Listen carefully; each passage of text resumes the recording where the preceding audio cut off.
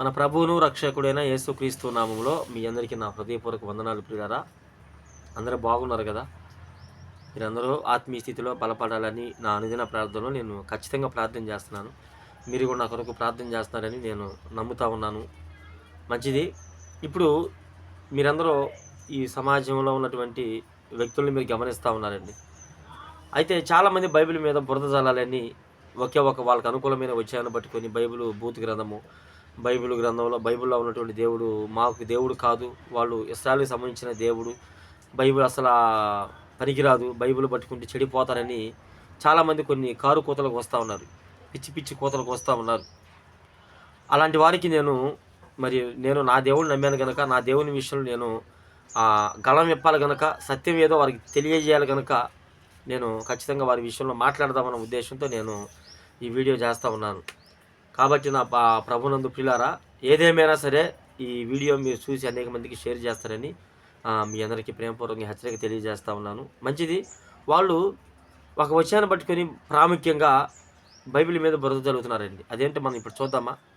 మత్తయి సువార్త 10వ అధ్యాయము 6వ వచనంలో మనం చూసుకుంటే అక్కడ ఉంటుంది. మీరు అక్కడ ఇశ్రాయేలు వంశంలోని నశించిన గొర్రెల ఎద్దకే వెల్లుడి అని అక్కడ శిష్యులతో యేసుప్రభు వారు చెప్పడం జరిగింది కదా. ఆ మాటను వాళ్ళు ఆధారం చేసుకొని ఇశ్రాయేలుకే ఆయన పరిమితమైన దేవుడు, మాకు కాదు. మా భారతదేశంలో చాలామంది ఉన్నారు. ఆయన అంటే వీళ్ళ ఉద్దేశం ఏంది? దేశానికి ఒక దేవుడు, కులానికి ఒక దేవుడు, మతానికి ఒక దేవుడు ఉంటారని ఈ పనికిమాల మూఢాచారాలు, సిద్ధాంతాలు, పనికిమాల వక్తలు మాట్లాడే మాటలు ఇవి. అవండి. ఆ ఇశ్రాయేలు జనాంగమే ఆయన్ని పట్టుకొని సిలువేశారు.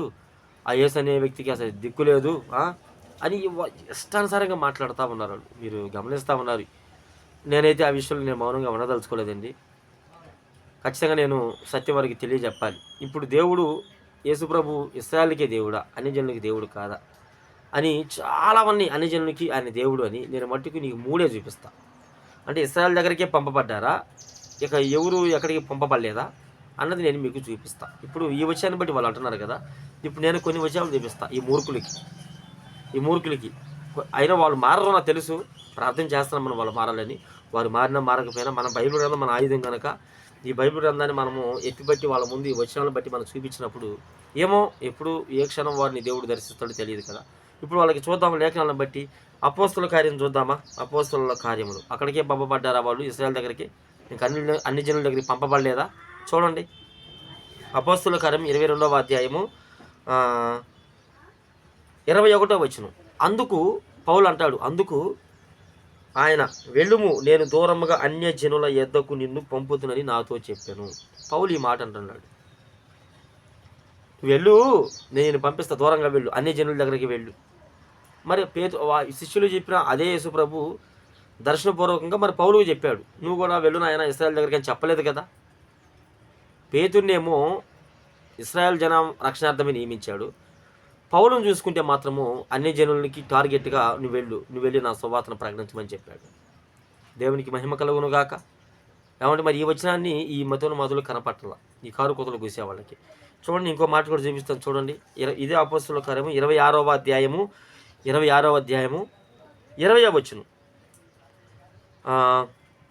మొదట దమస్కులోని వారికిని, యెరూషలేములోను, యూదయ దేశమంతటను, తర్వాత అన్యజనులకును వారు మారు మనసు పొంది దేవుని తట్టు తిరిగి మారు మనసునకు తగిన క్రియలు చేయవలెనని ప్రకటించుచుంటుని.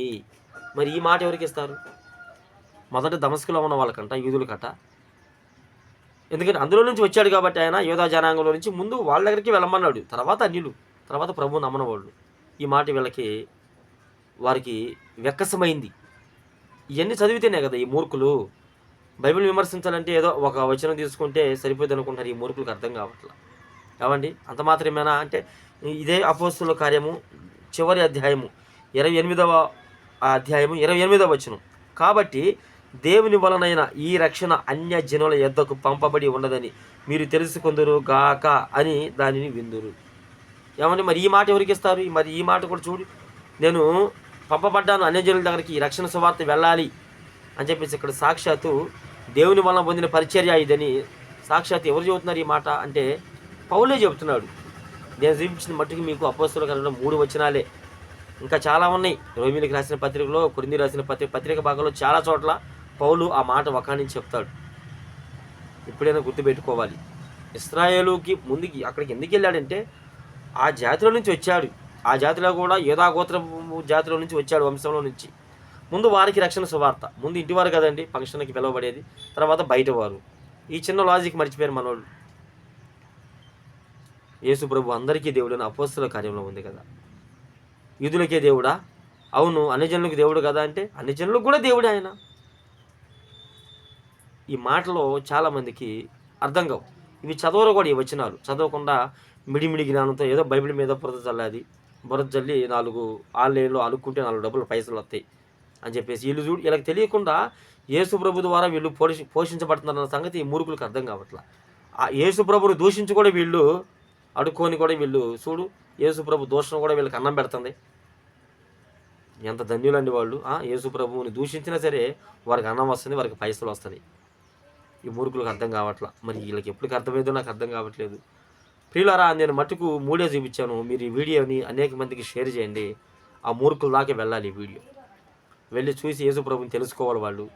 యేసు ప్రభు ఒక ఇశ్రాయేల్ జనాంగానికే కాదు, ఆయన అన్యులు కూడా కొంతమందిని నియమించాడు వాళ్ళ వాటికి సపరేట్గా సువార్తకి.